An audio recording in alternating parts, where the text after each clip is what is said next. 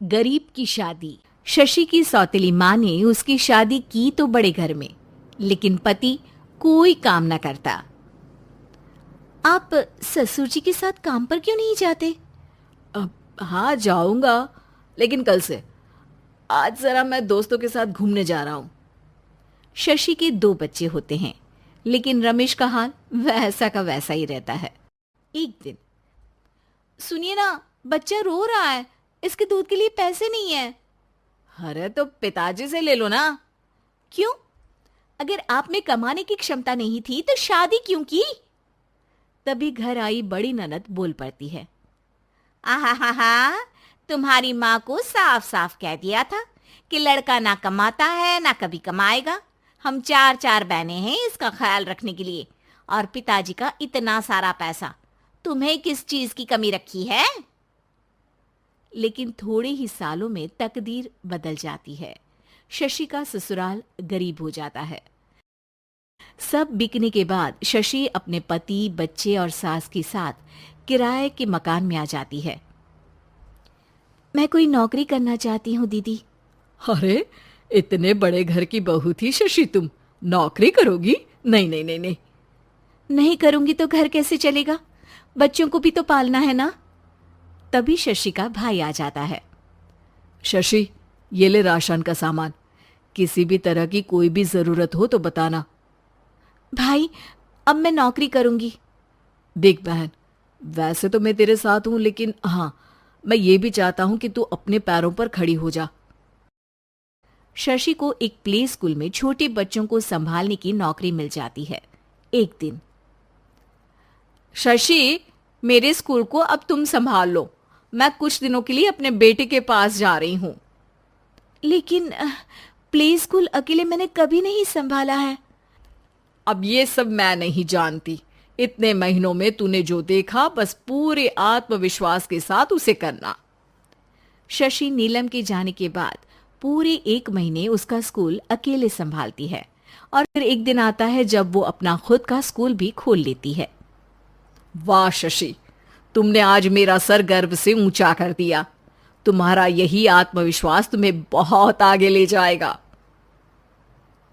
नीलम, बहुत आगे जाने की चाह नहीं है, बस ये छोटा सा स्कूल मेरे बच्चों की अच्छी शिक्षा में मेरी मदद करे, यही मैं चाहती हूँ। शशि थोड़े थोड़े पैसों से ही अपना परिवार पाल रही थी। एक दिन उसके घर उसकी बड़ी ननद आती है। अरे भाभी, घर में कूलर तो लगा लेती, मेरी माँ को कैसे पंखे में लिटा रखा है। अरे तो शशि कौन सा एसी लगा कर सो रही है, वो भी तो यहीं रहती है ना मेरे पास। ज्यादा यहाँ आकर मेरी बहू को परेशान न किया करो। हाँ हाँ, मुझे भी शौक नहीं है इस छोटे से घर में आने का। मैं तो बस ये बोलने आई थी कि मेरे बेटे की शादी है तो ननिहाल का जो नेग होता है वो ले आना। हाँ हाँ, जितना बनेगा कर देंगे, और ना हुआ ना तो वो भी नहीं करेंगे। तभी शशि बोल पड़ती है। अरे नहीं नहीं माँ जी, रीटा घर की बेटी है, उसके ससुराल वाले उससे शादी पर पूछेंगे कि मायके से क्या मिला। रीटा, तुम मुझे सामान की लिस्ट भेज देना, मैं पूरी कोशिश करूंगी कि तुम्हारी हर डिमांड को पूरा करें। अच्छा, मैं खाना लगाती हूँ। शशि ये बोलकर किचन में चली जाती है। धीरे धीरे कर शशि किसी न किसी तरह अपनी सारी ननदों की डिमांड भी पूरी करती, बच्चों की ख्वाहिशें भी, और उनकी पढ़ाई के लिए पैसे जोड़ती। एक दिन जब शशि का बेटा 12वीं पास करके आता है। माँ, अब तुझे काम करने की जरूरत नहीं है। मैं अब कोई ना कोई नौकरी करके पढ़ाई भी साथ कर लिया करूंगा।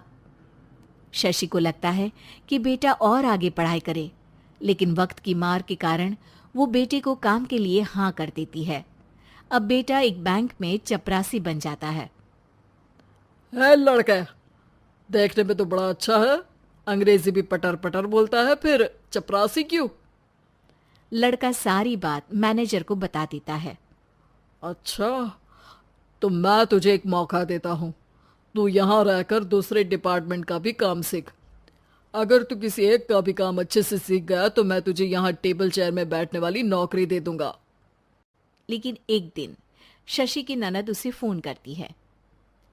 अरे भाभी, देखो मायका तो मेरा तुम लोगों से ही है।